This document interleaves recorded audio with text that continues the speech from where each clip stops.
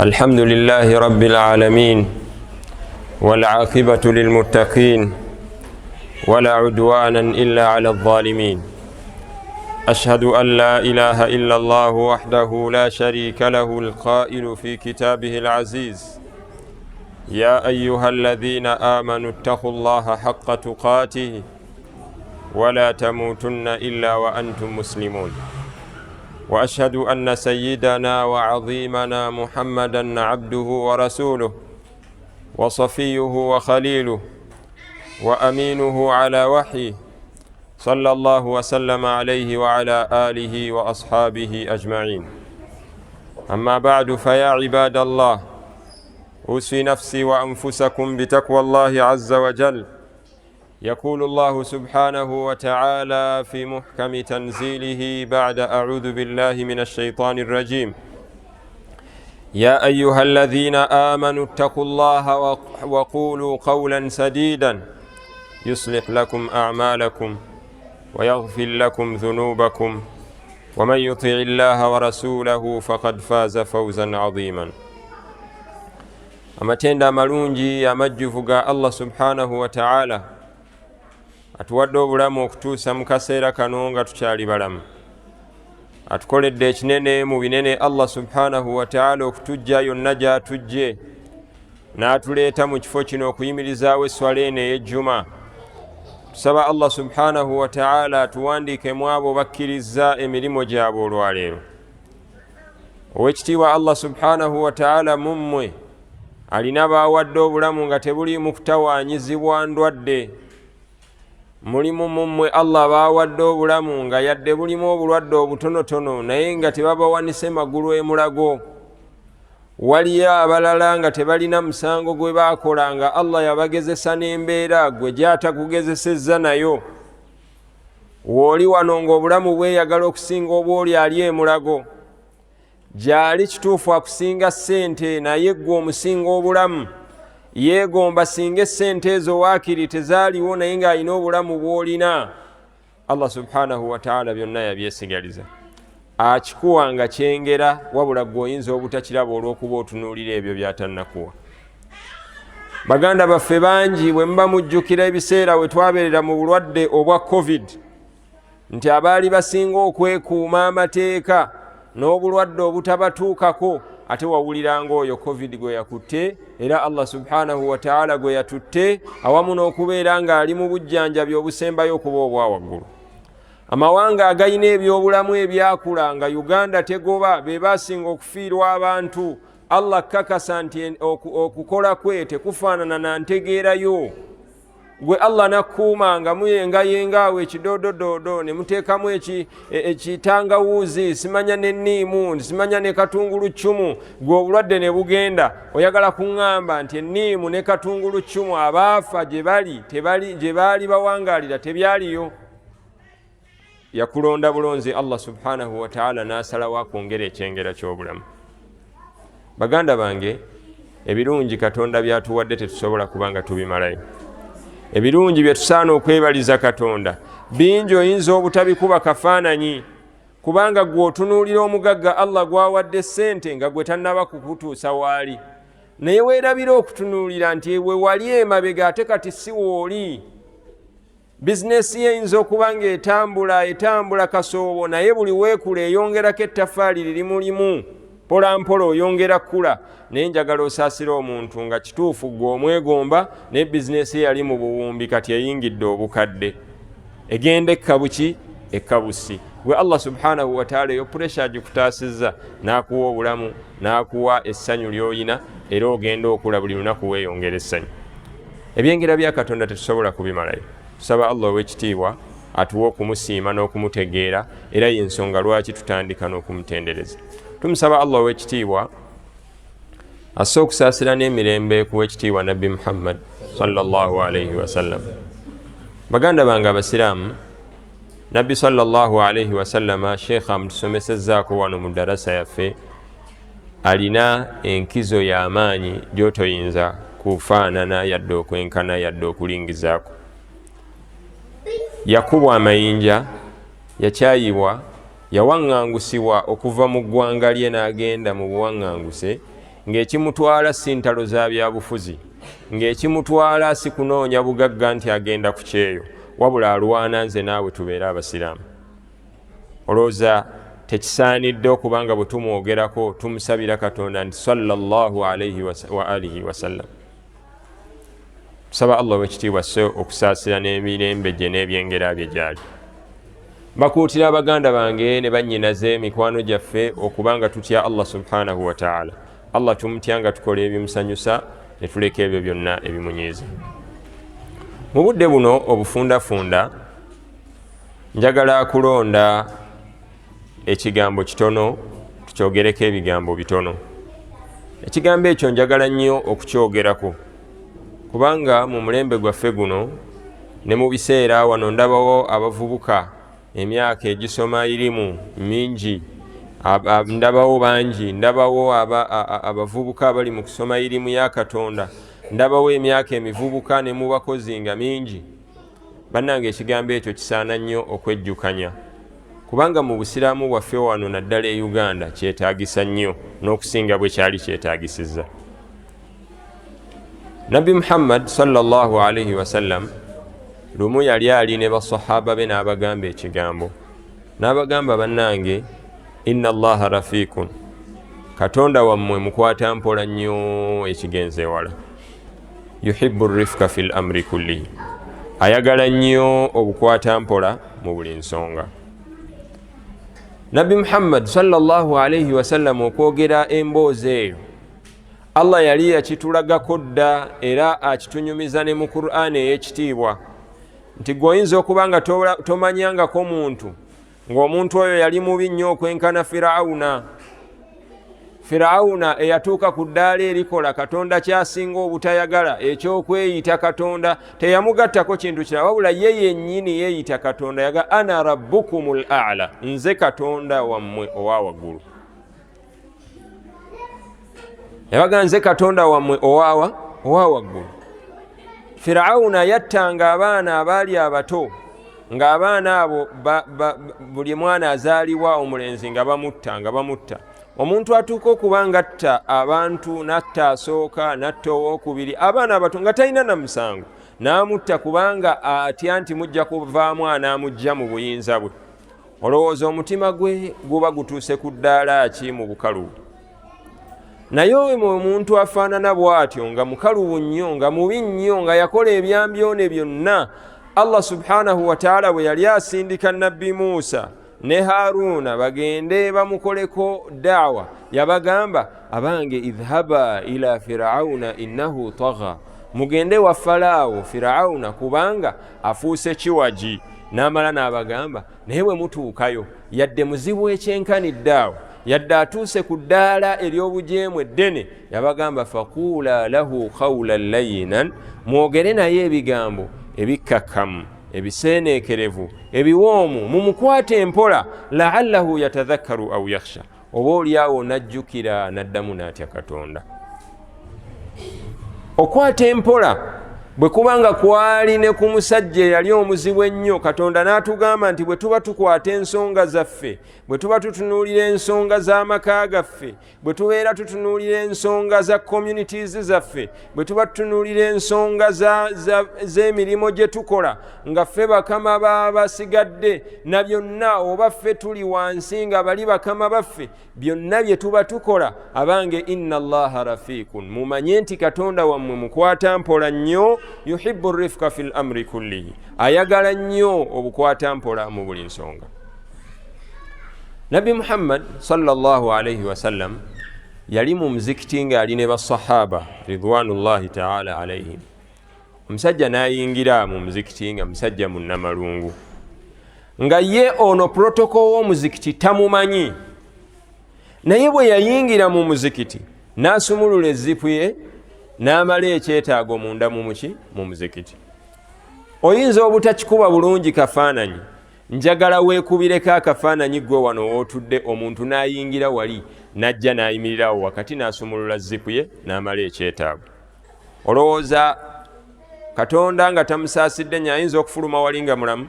kubanga bonna abamulinaanye buli omu ayimuka kumukola ki kumukwata. Omusajja ayagala tumanyira. Kakati eyo reaction yaliwo ne ku mulembe gwa Nabbi Muhammad sallallahu alayhi wasallam. Basahaba ne basituka bonna bamukwate. Omusajja ayagala atya okumalira wano ekyetaago kye, lwaki atumanyira mu muzikiti gwaffe? Nabbi sallallahu alayhi wasallam n'abatunuulira mu kulengera kwe ewala, n'abagamba abange omusajja oyo dharuhu mumukole ki mumuleke.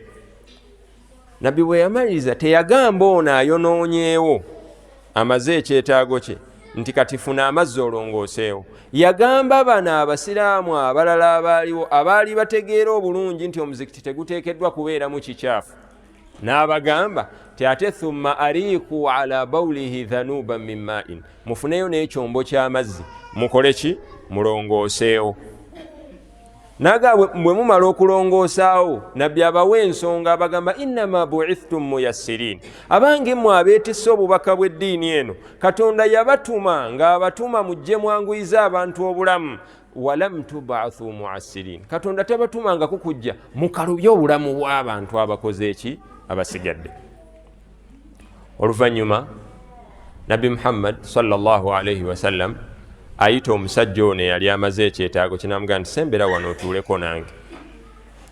N'amugamba ti munnange emizikiti gino bwe tubeeramu tuleeteramu adhikaari, tusomeramu Kulaani, tetukoleramu bintu bikyamu. Inna hadhihi almasajid la yasluhu fiha shay'un min hadhihi alakdhar, emizikiti gino tegisaanamu bintu ng'ebyo ebikyafu ebitali biki ebitali biyonjo. Nabbi n'amunnyonnyola mu mbeera esinga okubanga nnungi, naye nga kye yali akoze kyali kiki kyali kinene nnyo.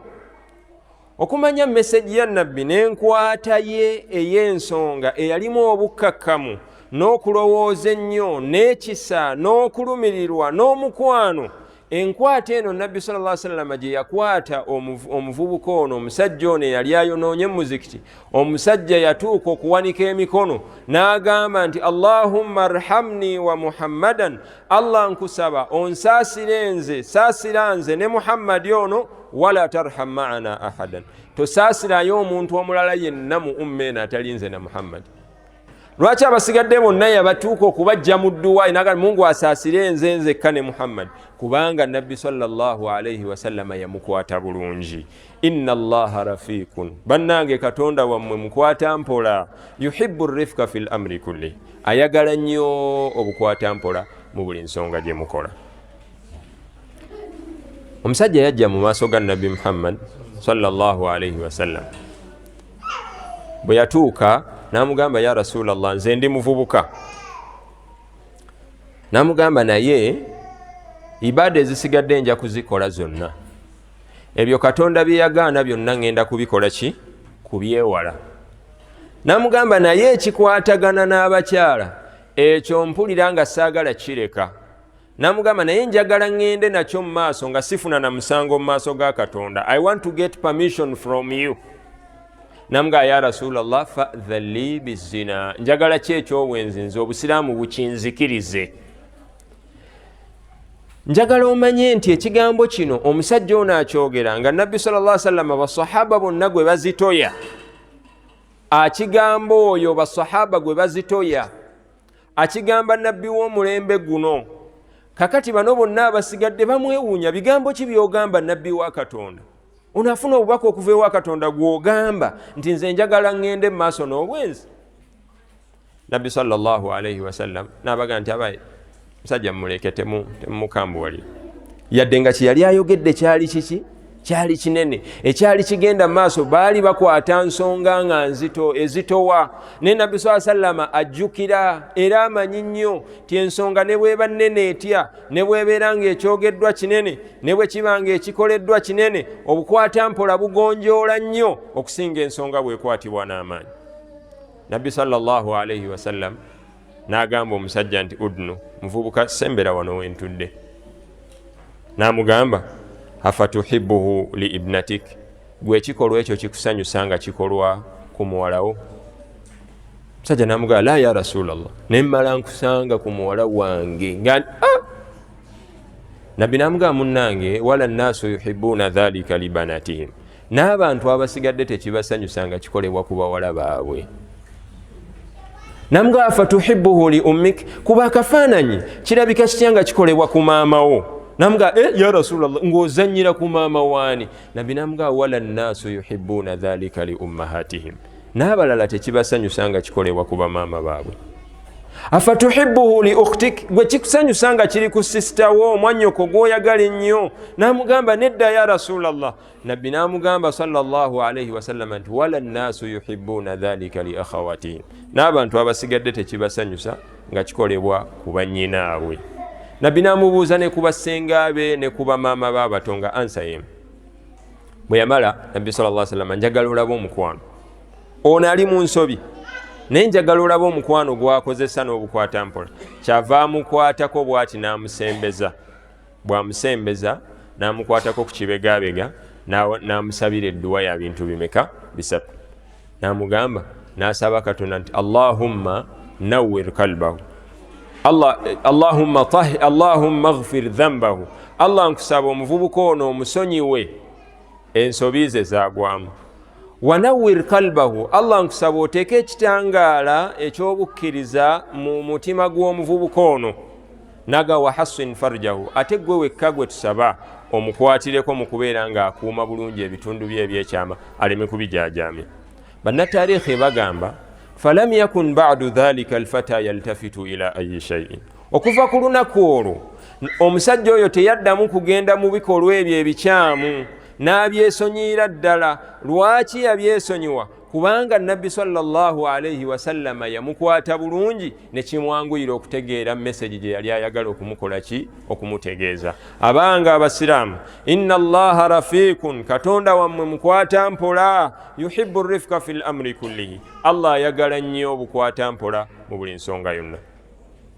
Ekyafaayo ekisembayo, lumu Nabbi Muhammad sallallahu alayhi wasallam yali ayimiridde ng'asaala eswala eyo erabika nga teyali yatteeka okusinziira ku kyafaayo.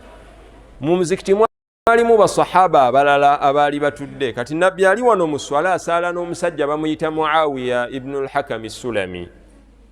Muawiya ibn al-Hakam as-Sulami yasaala ne Nabbi sallallahu alayhi wasallam.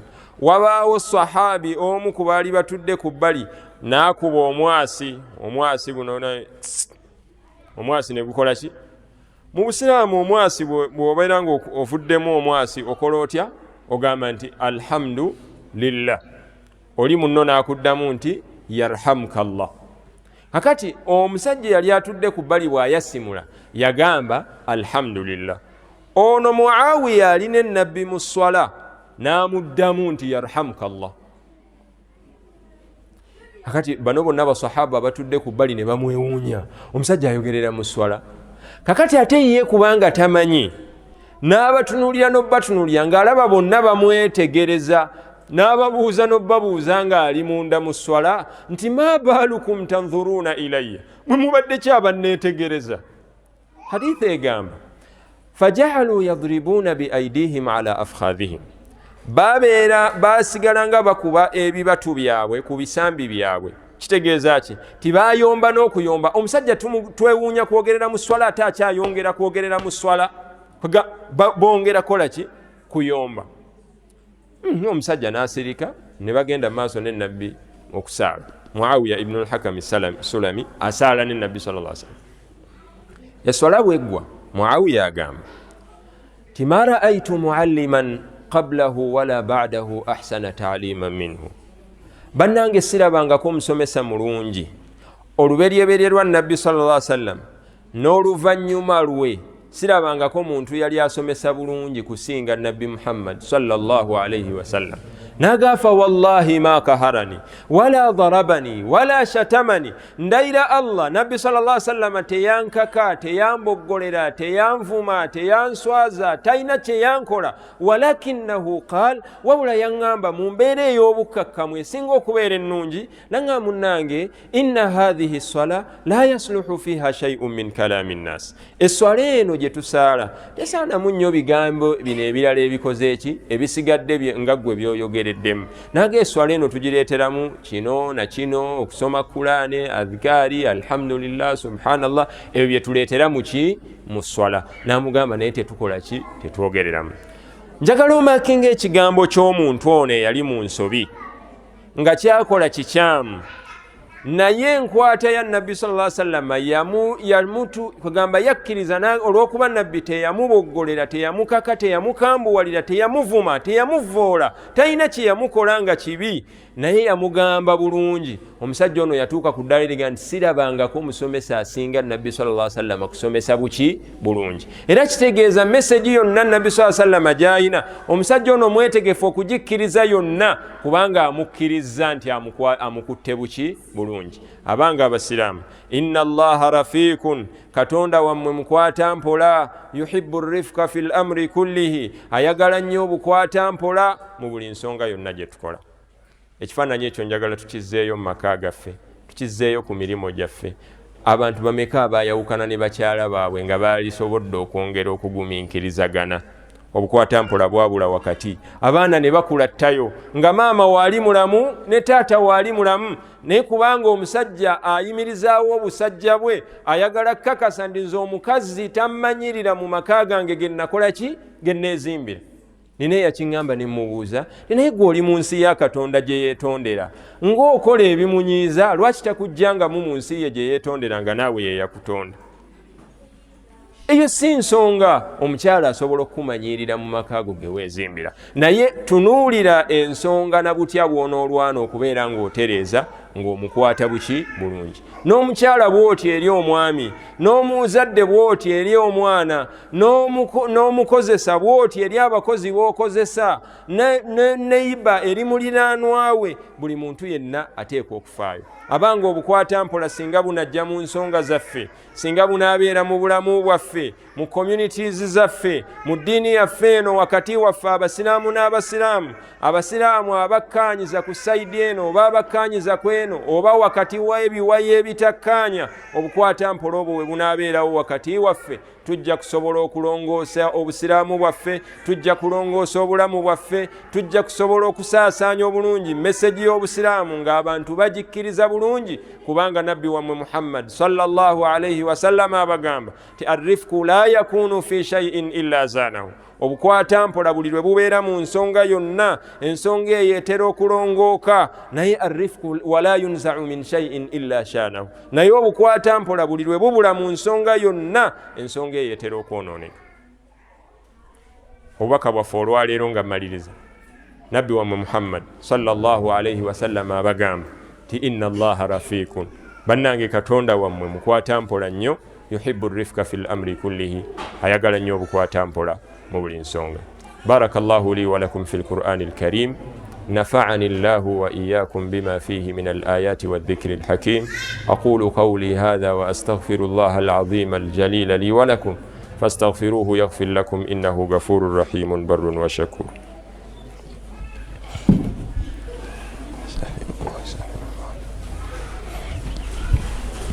الحمد لله ثم الصلاة والسلام على رسول الله صلى الله وسلم عليه وعلى آله وصحبه أجمعين أما بعد فيا عباد الله أوصي نفسي وأنفسكم بتقوى الله عز وجل واعلموا أن الله أمركم بأمر بدأ فيه بنفسه وثنى فيه بملائكته المسبحة بقدسه وثلث بكم أيها المؤمنون من برية جنه وإنسه يقول جل من قائل إن الله وملائكته يصلون على النبي يا أيها الذين آمنوا صلوا عليه وسلموا تسليما يقول المصطفى صلى الله عليه وسلم من صلى علي صلاة واحدة صلى الله عليه بها 10 اللهم صل على محمد صاحب الوجه الأنور والجبين الأزهر وارض اللهم عن أصحابه أبي بكر وعمر وعثمان وعلي رضوان الله تعالى عليهم أجمعين اللهم أعز الإسلام والمسلمين أذل اللهم الشرك والمشركين ودمر اللهم أعداء الدين واجعل هذا البلد آمنا مطمئنا رخاء سخاء وسائر بلاد المسلمين اللهم يا ربنا حوالينا ولا علينا، اللهم حوالينا ولا علينا. اسلك بنا اللهم مناهج السلامة والاستقامة، وعافنا من موجبات الحسرة والندامة. نسألك اللهم التوبة ودوامها، ونعوذ بك من المعصية وأسبابها. أفض علينا اللهم من بحر كرمك وعونك حتى نخرج من الدنيا على السلامة من وبالها، وارأف بنا رأفة الحبيب بحبيبه عند الشدائد ونزولها. اللهم ارحمنا من هموم الدنيا وغمومها بالروح والريحان إلى الجنة ونعيمها برحمتك يا أرحم الراحمين. ربنا اغفر لنا ولإخواننا الذين سبقونا بالإيمان، ولا تجعل في قلوبنا غلا للذين آمنوا ربنا إنك رؤوف رحيم. وارحم اللهم والدينا واغفر لهم وارض عنهم رضا تحل به عليهم جوامع رضوانك، وتحلهم به دار كرامتك وأمانك. اغفر لهم اللهم مغفرة جامعة تمحو بها سالف أوزارهم وسيء إصرارهم. سبحان ربك رب العزة عما يصفون، وسلام على المرسلين، والحمد لله رب العالمين. وأقم الصلاة إن الصلاة تنهى عن الفحشاء والمنكر.